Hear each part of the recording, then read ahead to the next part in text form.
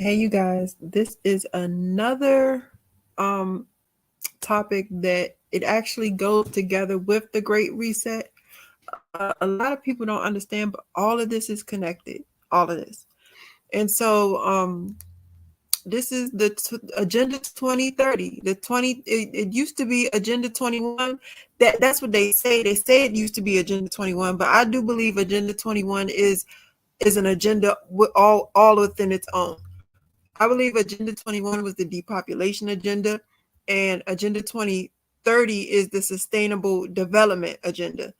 I believe that at first they had to get a depopulation agenda underway, and then they usher in a sustainable development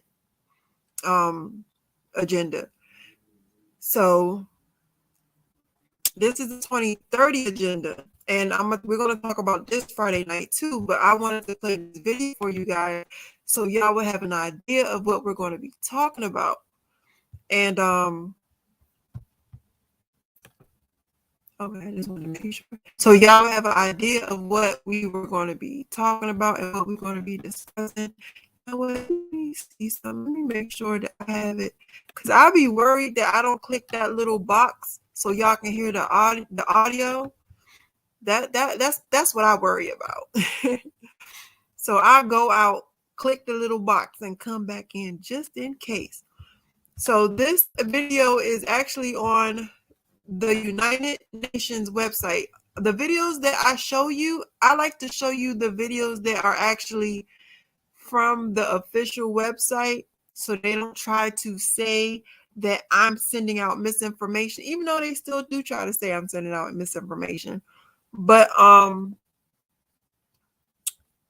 it's on the United Nations website, and we will be going on the United Nations website, and we will be going through these in more detail and talking about them tomorrow night. You know what I'm saying? You know, my brother, he be having some really interesting takes on stuff. I love his takes on stuff. I love the fact that my brother and I, we have we don't agree all the time. I love that. You know what I'm saying? Sometimes it gets into a little argument, but I love the fact that he has his opinion, and I love the fact that he sticks to his opinion. I really love that. And so my brother and I, we're going to talk about this tomorrow, more in depth tomorrow, but I wanted to let you guys watch the video about it so y'all will have some idea of what we're talking about. All right, I'm about to mute myself and play the video. All right, guys.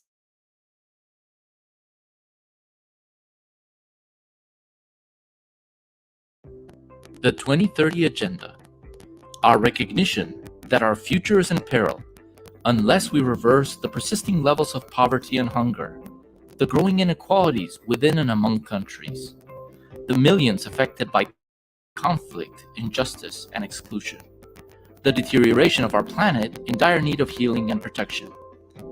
Our recognition that progress has to be for all people in a way that is inclusive and just, and that can be sustained over time and across generations.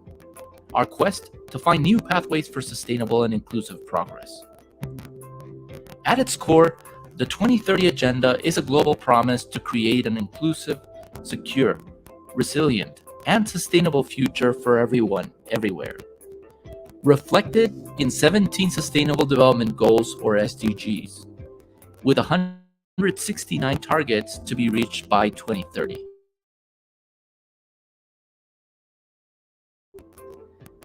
A human rights-based approach to development. Leave no one behind. Gender equality and women's empowerment. Resilience, sustainability, and accountability. Like the SDGs, these principles are interrelated. For example, you cannot build a resilient society without empowering women. Aligning development plans with human rights norms and standards is key to accountability. And leaving no one behind is important to ensuring the sustainability of development results. These 6 principles, consequently, represent the bold, transformative shift in our development approach, the 2030 Agenda that is necessary for such a complex undertaking to succeed. In this video, we will focus on the first three of these guiding principles: the human rights-based approach, leave no one behind, gender equality and women's empowerment. There is an accompanying video covering the next three. But let's ask ourselves,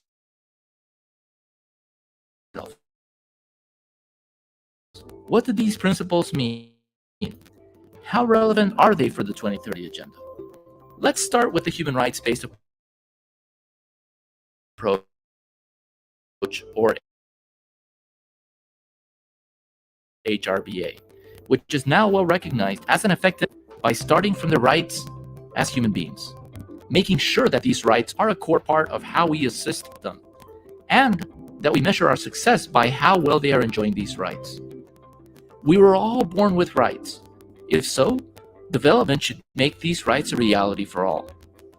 All work to support sustainable development should therefore aim to enhance the capacities of governments, also duty bearers, in terms of meeting their human rights obligations, and enhance the capacities of all people, also called rights holders, to claim their rights. Our aim should be to support countries in developing both these capacities. Why is this important to the 2030 agenda? Because the human rights-based approach ensures that development is not seen as charity or an option, but rather as a concrete obligation. People are not seen just as beneficiaries, but more centrally, as agents of change, as the architects of their own future. Success is not measured by some abstract economic indicator, but by the people's experience of how their lives have improved, not only for some, but for all. Let's move now to the second principle, leave no one behind. At its core, it means ceasing to be blind to the situation of the poorest and most excluded, recognizing that people and communities are often economically, socially, geographically, and/or politically excluded. For example, due to their gender, ethnicity, race, age, disability, or a combination of these, leading to multiple, often compounding discriminations. These groups, thus, experience additional obstacles and vulnerabilities in their ability to enjoy the benefits of development, which need to be understood and addressed. Their situation is not happenstance. It's the result of policies and practices, in some cases even laws, that produce and reproduce these inequalities over generations. For many, their situation is not even acknowledged, let alone measured and addressed. If we don't reach out to them first, listen to them to understand the often compounding challenges they face, and work with them to overcome these, we will not advance on any goal. Why is Leave No One Behind important to the 2030 agenda? Well, because it's the central promise of the agenda, and also a recognition that all people and all communities have rights, regardless of who they are or where they were born. But also, because people and communities being left behind are an integral part of the solution to the sustainable development we want to achieve. Instead of generating just, prosperous, and peaceful societies, inequality breeds social tensions, political discontent, and instability. Finally, what about gender equality and the empowerment of women? Isn't this part of the commitment to human rights and to leave no one behind? Yes, of course it is. At the same point, it's important to explicitly acknowledge the fact that gender-based discrimination is one of the most prevalent forms of discrimination, creating barriers to the development of the full potential of half the world's population. Discriminatory norms and harmful gender stereotypes, prejudices, and practices continue to prevent the full realization of women's human rights everywhere. And it's clear that gender inequalities often intersect with ethnicity, race, age, disability, and other factors mentioned above to disproportionately affect women and girls.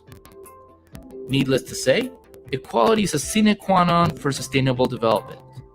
This means that faster progress across all SDGs requires that policies integrate a gender dimension throughout. Gender stereotypes, prejudices, and practices need to be eradicated if we want to achieve any progress of any form at all. So how do we integrate these three interrelated principles into our cooperation frameworks? We propose 4 ways. 1, by aligning our plans and programs with international norms and standards. 2, by addressing inequality and discrimination from the start. 3, by ensuring the active and meaningful participation of all. And 4, by integrating robust accountability mechanisms throughout. Step 1, don't start from scratch. Take advantage of the human rights commitment the country has already made in reviews by the Universal Periodic Review, or UPR, for example. Treaty bodies, like the Committee on the Elimination of Discrimination Against Women, or CEDAW, and special procedures of the Human Rights Council, like the Special Rapporteur on the Rights of Indigenous Peoples. Each of these mechanisms has issued targeted recommendations to the country, which can guide our cooperation framework planning and programming. And they are all cataloged by country, by affected group, and by SDG target in the link we will provide you at the end of this video. These are authoritative, credible, validated data on national priorities and countries' commitments to which we should align our programming. Step 2.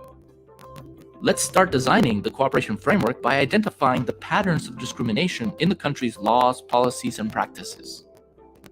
We need to find the inequalities hiding behind the averages in data and statistics to ensure progress for all population groups at a disaggregated level.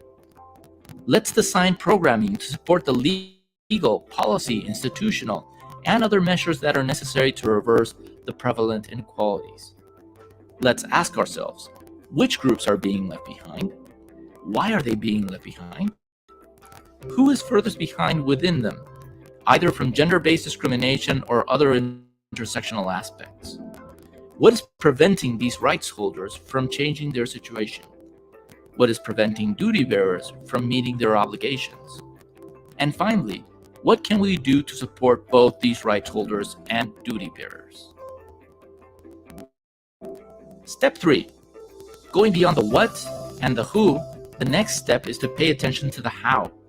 In this case, how to benefit from everyone's contribution in shaping your programming priorities and implementation. This is not just about informing people or including them as recipients of support. It's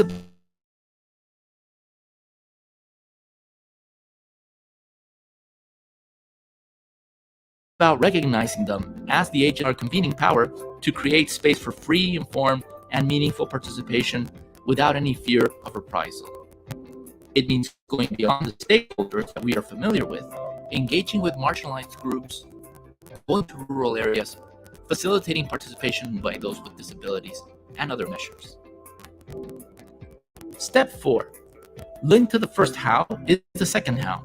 How do we ensure that people can track what we are doing and verify that we are sticking to the priorities we have stated? To do so, we need to rely on disaggregated data to show how the needle is moving for those that were being left behind. We need to measure our performance against how we contribute to this. We need to make information accessible to everyone, considering issues like disability, language, and literacy levels, for example. And we need to build in mechanisms for feedback and dialogue with those that we are seeking to support, listening to them when reviewing our work. So there you have it, the human rights-based approach to development, leave no one behind, gender equality and women's empowerment, and the 4 key elements to apply them in your cooperation framework: aligning plans and programs with international norms and standards, addressing inequality and discrimination from the start, ensuring the active and meaningful participation of all, and integrating robust accountability mechanisms throughout. We will give you the links to the recommendations from human rights mechanisms and a matrix detailing how you can integrate all these elements in each step of your cooperation framework design and implementation.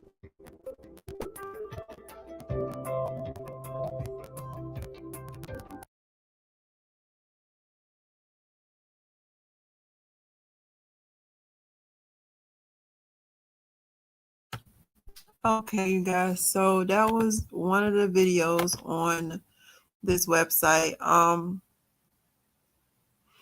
there's other videos, I believe.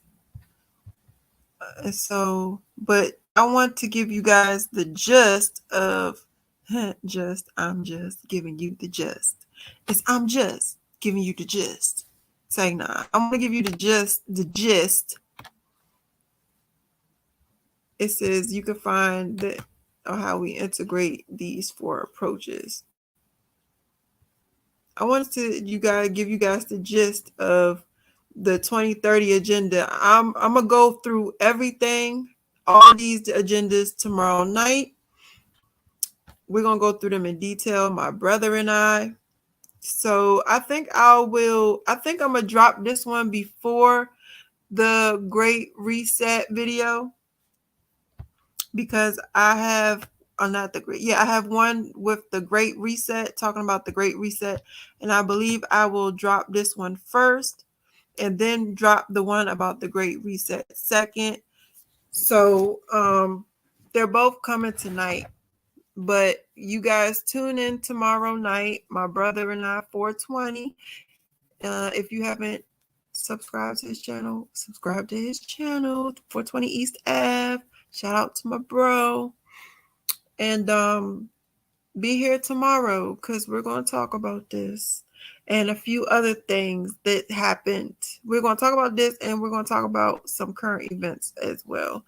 So, all right, you guys, thank you so much for listening to me ramble and watching the video to prepare us for our discussion tomorrow, because I want to talk about this. All right, you guys. Wait up for the next video on the Great Reset. All right. Oh, you know what? I forgot that I could do my little outro. So I'm going to go ahead and do my little outro for y'all.